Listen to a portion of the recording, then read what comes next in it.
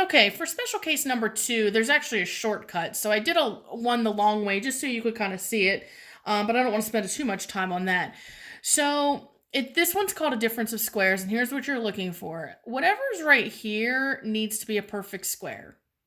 So, for example, 4 is a perfect square, 16 is a perfect square, 36 is a perfect square.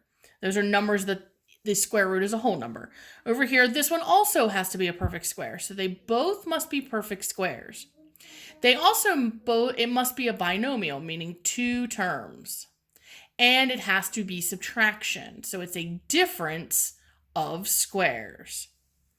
So in my first example, I kind of did it the long way just to kind of show you, and then I'm going to show you the shortcut. So you have x squared minus 9. Well, when I do that, the b term is actually 0. So I need numbers that multiply to negative 9 and add to 0. Well, that would be 3 and negative 3. And then I did my box down here. Once again, I'm just showing the long way just to show you that it works if you forget. And you get x plus 3 and x minus 3. So here's the shortcut. You're going to take the square root of the first term and put it in at the beginning of each parentheses. You're going to take the square root of the last term, the second term, and put it here, and then just make one of them a plus and one of them a minus. That's it. So let's do this one. This one's like super fast. 9x squared. If I take the square root of 9, I get 3. The square root of x squared is just x. So I'm going to put a 3x in both sets of parentheses.